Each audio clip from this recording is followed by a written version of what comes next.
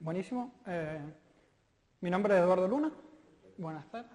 Voy a hablar sobre amplificadores de precisión para sonómetros. La idea de esto es realizar un amplificador que en un futuro pueda ser utilizado dentro de un sonómetro con los bloques correspondientes que son necesarios para este equipo. El sonómetro es un instrumento que sirve para medir niveles de presión sonora.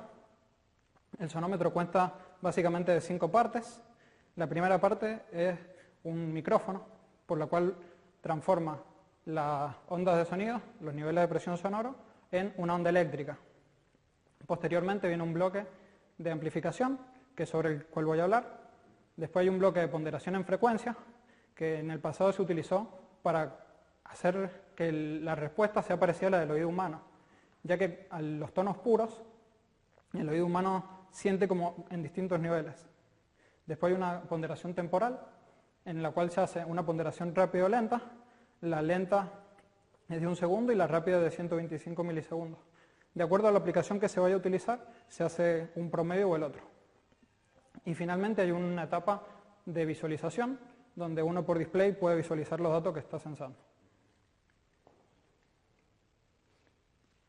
La idea del amplificador es que cumpla con la Comisión Electrotécnica Internacional. Esta comisión se dedica a realizar normas y publicaciones para los campos de electrónica, eléctrica y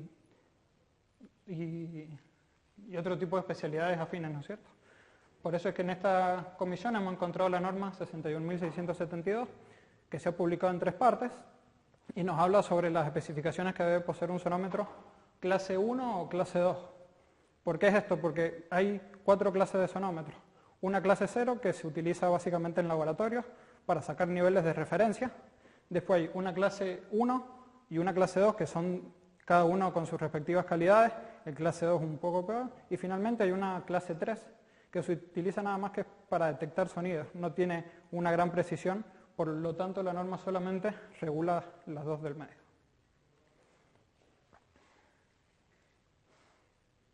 Por supuesto que para poder tener un buen funcionamiento en el sonómetro es necesario no tener una gran cantidad de ruido y poca distorsión. Esto es ya que si uno posee distorsión, la señal original que entra por el micrófono no se va a parecer a la que salga. Por eso que se han buscado tener esos 2 parámetros bastante bien definidos. Bueno, la norma utilizada, como se comentó, es la 61.672, que se publica en 3 partes. La primera parte detalla las características que deben poseer estos sonómetros, clase 1 y clase 2. La parte 2 se usa en laboratorio. Esto lo que hace es, por ejemplo, si Sony quiere lanzarse a fabricar sonómetros, tiene que ir a la parte 2 y poder cumplir en ciertos laboratorios las características que dice que tiene que cumplir ese sonómetro. Entonces, con la parte 2 de la norma se aclara y se afirma de que dicho sonómetro cumple las especificaciones necesarias para entrar dentro de una clase 1 o clase 2.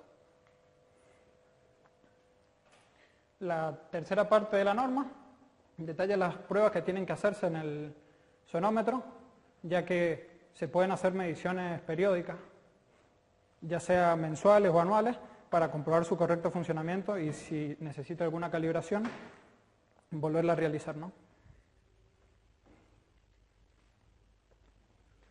Nosotros, de la primera parte de la norma, que nos especifica las características y las especificaciones de rendimiento, se sacaron las referencias tanto para una clase 1 y una clase 2 de la respuesta que debe tener.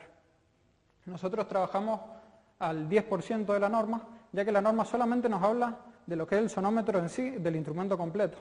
Entonces, al trabajar nosotros en el amplificador nada más, necesitamos dejarle un margen de error al resto de los componentes, como puede ser el micrófono, las etapas de procesamiento.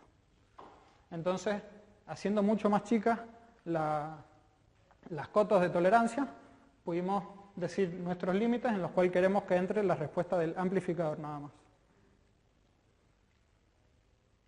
Bueno, ahí está la implementación realizada. En un principio lo que se hizo fue tratar de utilizar un micrófono y a partir de ahí realizar la amplificación. Para independizarnos del micrófono, lo que se hizo fue realizar un circuito seguidor de tensión y también se colocó un inversor para poder simular la respuesta del micrófono, ya que el micrófono nos da una salida balanceada en la mayoría de ellos. Por tal motivo se realizó un seguidor de tensión con su inversor y así poder tener la señal y la señal invertida y entrar al amplificador con una señal balanceada. Esto nos permite tener un buen rechazo de modo común y poder suprimir cualquier ruido que aparezca.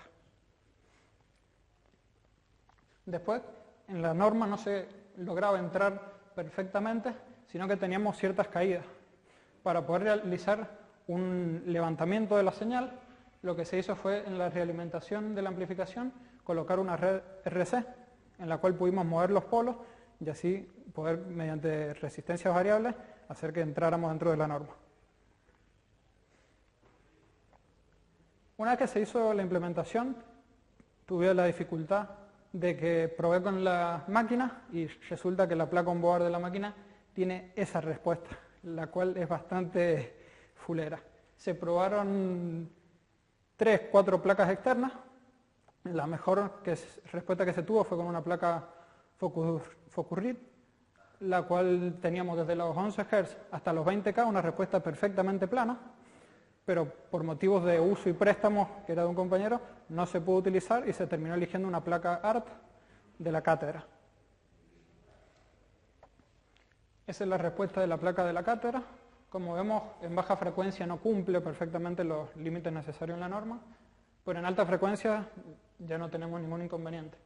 Igual, a la hora de realizar el análisis de nuestro preamplificador, se resta la respuesta de la placa, entonces no nos produce ningún inconveniente el efecto que teníamos en baja frecuencia. Ahí ya está la respuesta de frecuencia del pre con el respectivo ajuste de la placa externa. Por eso vemos que en baja frecuencia no tenemos ningún inconveniente y entramos dentro de la norma. Los límites de la norma que se eligieron fue clase 1, la más ajustada, la mejor, y se pudo entrar ahí para después darle, como se dijo, error al micrófono, las otras etapas. En los 1000 Hz aproximadamente se ve el polo del cual se habla que no se entraba al principio, y con las resistencias variables y los capacitores se logró movernos y así poder hacer que la respuesta entre en el 100% de los límites impuestos por la norma. Hay un problema que básicamente es muy poco la excursión de amplificación que tenemos, pero se podría realizar una respuesta plana sin ningún inconveniente, como se puede ver aproximadamente para 18 decibeles, y a partir de ahí colgarnos en otra etapa de amplificación y poder realizar en cascada la cantidad que haga falta. Los análisis que se analizaron también fue el análisis de distorsión de ruido, el THD, que nos mide la distorsión de armónicos. Esto nos da una calidad del sistema, porque lo que se analiza es la salida respecto a la entrada que se colocó.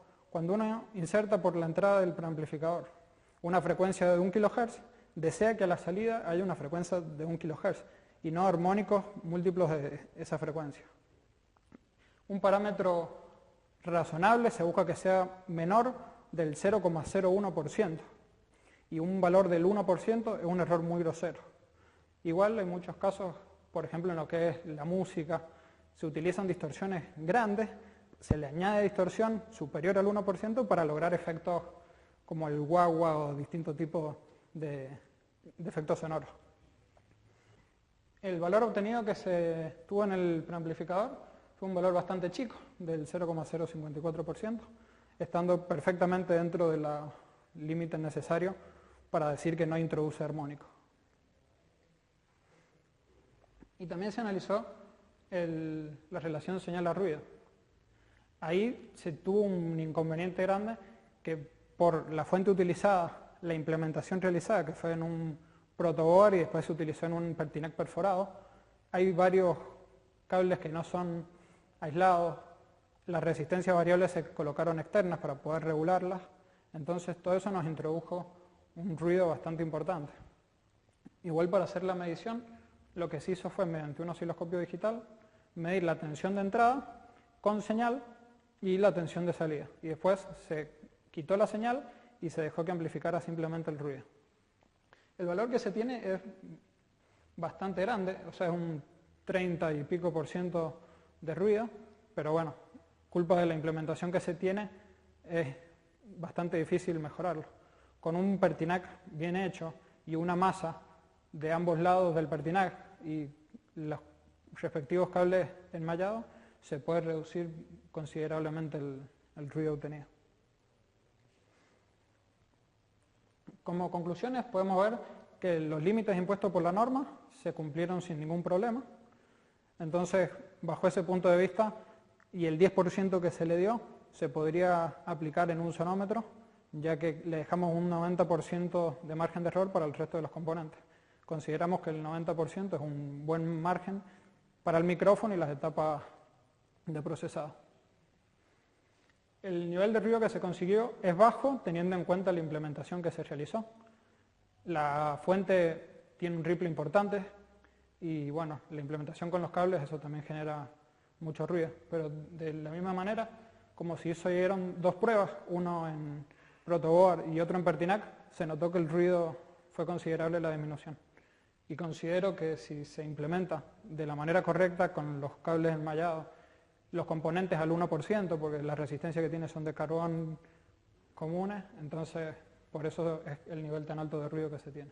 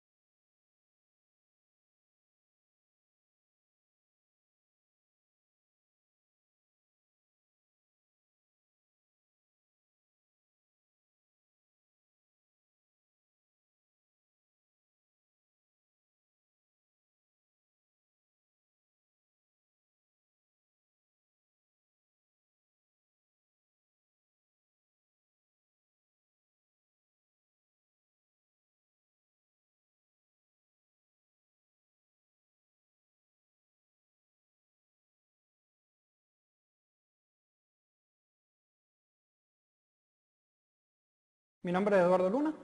Buenas tardes. Voy a hablar sobre amplificadores de precisión para sonómetros. La idea de esto es realizar un amplificador que en un futuro pueda ser utilizado dentro de un sonómetro con los bloques correspondientes que son necesarios para este equipo. El sonómetro es un instrumento que sirve para medir niveles de presión sonora. El sonómetro consta básicamente de 5 partes. La primera parte es un micrófono, por la cual transforma las ondas de sonido, los niveles de presión sonoro, en una onda eléctrica. Posteriormente viene un bloque de amplificación, que es sobre el cual voy a hablar. Después hay un bloque de ponderación en frecuencia, que en el pasado se utilizó para hacer que la respuesta sea parecida a la del oído humano, ya que a los tonos puros, el oído humano siente como en distintos niveles. Después hay una ponderación temporal, en la cual se hace una ponderación rápida o lenta. La lenta es de 1 segundo y la rápida de 125 milisegundos. De acuerdo a la aplicación que se vaya a utilizar, se hace un promedio o el otro. Y finalmente hay una etapa de visualización, donde uno por display puede visualizar los datos que está censando.